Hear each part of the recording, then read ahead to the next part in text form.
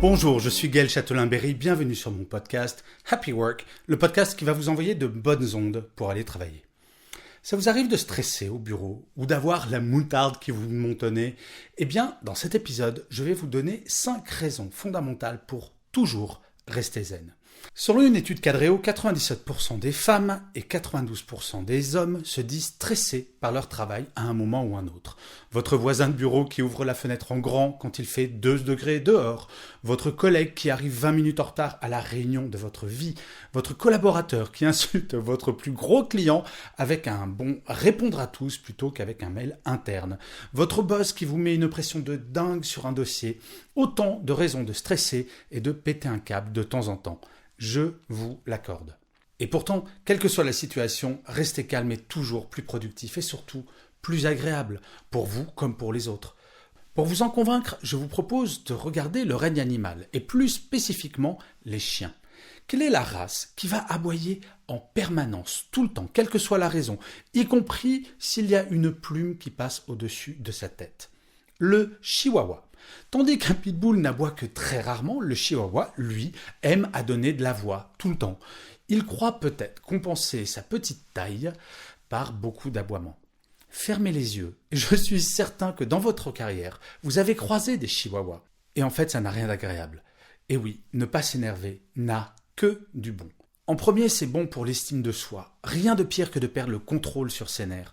Les mots dépassent souvent nos pensées, souvent. Regret après coup, excuse à faire, sentiment de ne pas avoir été professionnel. Comme en tout, céder à la facilité va après coup nous laisser un goût amer dans la bouche, celui de ne pas être fier de soi. Le deuxième avantage, c'est que de rester calme fait avancer les choses. J'aime beaucoup un proverbe arabe qui dit que ce n'est pas dans la tempête qu'il faut hisser la grand voile. Lorsque l'on crie, il n'y a plus ni écoute ni échange. Difficile de trouver une solution dans ces conditions. Rester zen, c'est déjà se projeter dans l'avenir plutôt que de rester le nez collé sur le problème. Trouver une solution se fait plus facilement à deux. Si le coupable, entre guillemets, vient de se faire hurler dessus, pas certain qu'il soit très motivé pour travailler avec vous à trouver une solution. En troisième, rester zen, c'est bon pour la réputation. En entreprise, il y a toujours quelques spécimens de ce que l'on peut appeler des gueulards. Nous en connaissons toutes et tous. Ils ne font pas peur, ils font pitié au final, car comme le chihuahua, ils ne font généralement pas avancer grand-chose, ils râlent. Et en fait, rester calme en temps de conflit va servir votre image auprès de vos collègues, de vos collaborateurs et de votre hiérarchie.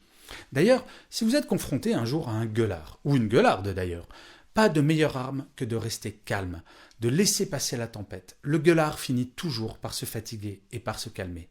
Et si vous restez calme, en toutes circonstances, cela se voit. Et cela va être respecté.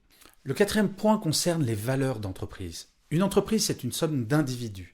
Cela semble évident, mais pendant longtemps, l'entreprise a été gérée comme une grande masse, peu importe les individualités. Aujourd'hui, chaque comportement compte, car chaque individu compte. Ce sont nos comportements au quotidien qui portent les valeurs de l'entreprise.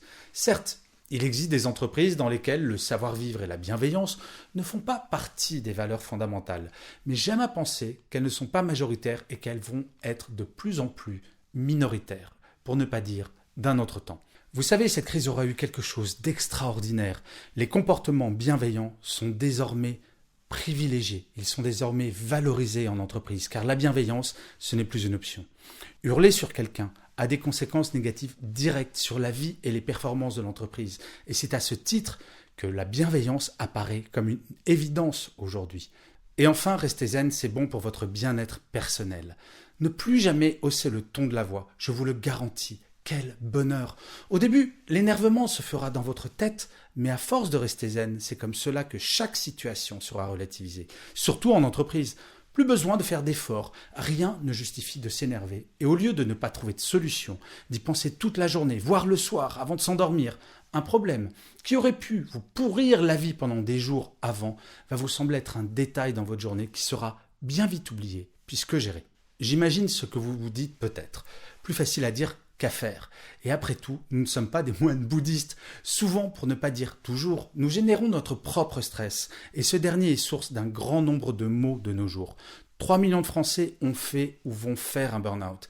Ça vaut le coup de prendre l'un des maux à la racine. Arriver le matin au travail en se disant que rien, absolument rien ne pourra entamer votre bonne humeur, vous faire stresser, va vous permettre de faire un pas vers une réduction drastique de votre stress quotidien. Et je finirai cet épisode comme d'habitude par une citation. Pour cet épisode, j'ai choisi une phrase de Sœur Emmanuel qui disait « Sache-le, la force est en toi, dans ton cœur et dans ton corps. Crois en toi, crois en les autres. » Je vous remercie 1000 fois d'avoir écouté cet épisode ou de l'avoir regardé si vous êtes sur YouTube. Je vous dis rendez-vous au prochain et d'ici là, plus que jamais, prenez soin de vous.